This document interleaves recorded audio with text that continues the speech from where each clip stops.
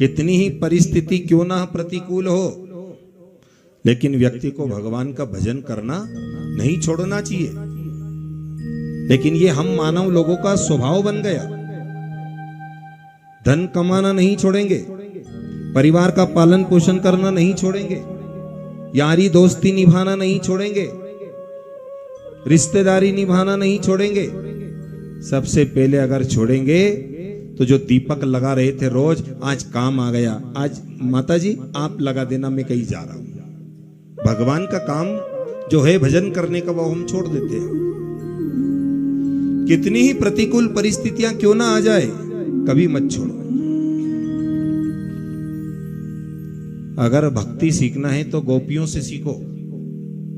वंदे नंद ब्रज स्त्रीणाम पादरेणुमभक्षणसा तासां हरिकथोद्गीतं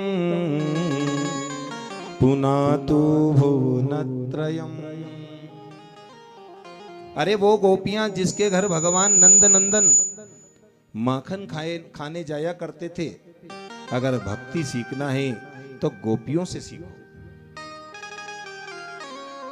मैंने आपसे एक दिन एक बात कही थी, कोई जरूरी नहीं कि भक्ति करने के लिए केवल गंगा सागर ही जाना पड़ता है, या बद्रीनाथ की पावन भूमि पर ही हम भगवान का ध्यान कर सकते हैं।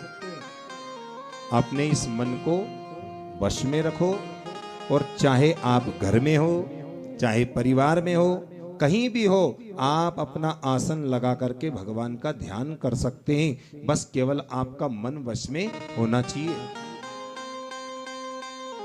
और आप जब भगवान की भक्ति प्रारंभ करेंगे, भले ही 5 मिनट बैठो भगवान के लिए, लेकिन उन 5 मिनट में आपकी आंखों से 2 आंसू अगर ठाकुर जी के लिए गिर जाए, समझ लेना आपकी उस दिन की भक्ति सफल हो गई है।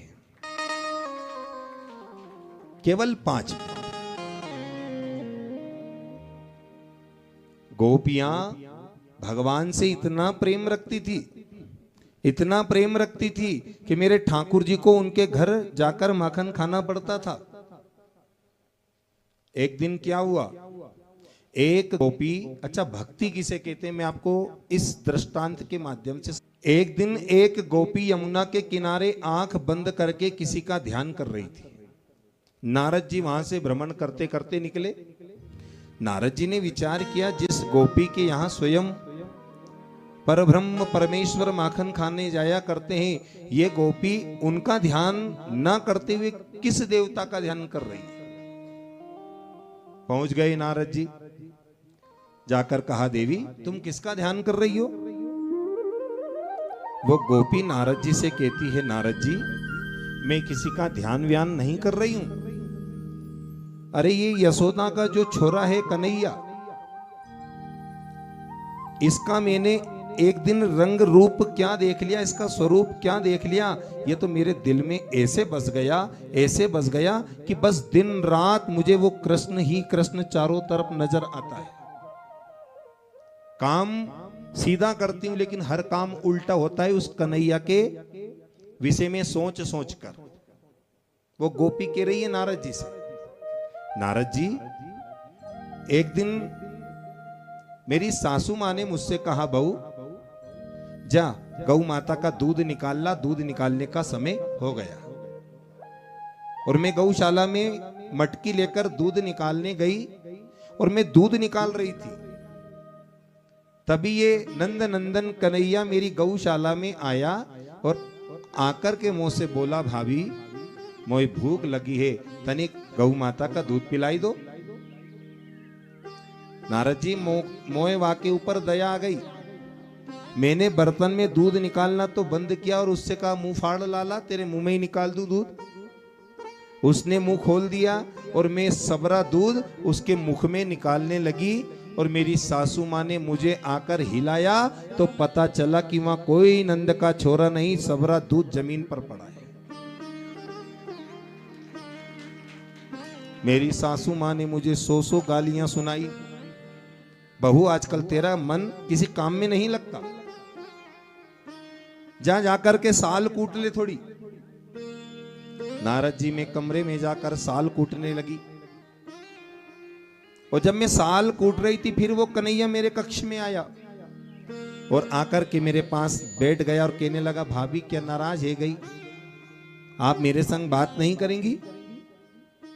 तो नारद जी मैं घंटों तक उसके संग बतियाने लगी, बात करने लगी, और 2 घंटे बाद मेरी सासू माँ आई तो देखा कि सासू ने मूसल तो एक तरफ रख रखा है, पता नहीं अकेले ही बड़बड़ा रही है किसी के संग। और जब मुझे हिलाया तो पता चला मेरे कमरे में कोई नंद का लाला नहीं, मैं अकेले ही उसे अपने पास बैठा हुआ समझकर उसके साथ बात कर रही थी। फिर मेरी सासू ने कहा, बहू तू बावरी है गई, तेरा मन आजकल काम में लगता नहीं, जा जाकर जमुना से जल भर ला। और मैं जमुना में जल भरने गई मटकी लेकर। मैंने जैसे ही मटकी को भरा, मटकी भारी थी थोड़ी, मैं अकेली उठा नहीं सकती थी। आसपास देखा तो कोई नहीं दिखा, मटकी कैसे उठाऊं। लेकिन जब भी मैंने सामने से देखा नंद का लाला आ रहा है मेरी तरफ, मैंने वहां से कहा, लाला तनिक मटकी मेरे सर पे धराई दे। अब उधर से वो उठाए, इधर से मैं उठाऊं, उधर से वो उठाए, इधर से मैं उठाऊं। और जब उठाने लगे तो पता चला कि वहां कोई नंद का छोरा नहीं, अकेले ही मटकी उठा रही, मटकी फूट गई। और मेरी सासू माँ ने मुझे अनेक गालियां बकी, बहुत मन नहीं लगता लाली बेटा तेरा, बहू तेरा, आजकल तेरा मन पता नहीं कहां चला गया। तो नारद जी आज मैं कसम खा के आई हूं घर से कि जब तक ये नंद का लाला मेरे दिल से नहीं निकसेगा, मेरे मन से नहीं निकसेगा, तब तक मैं घर नहीं जाऊंगी। नारद जी सर पकड़कर नीचे बैठ गए।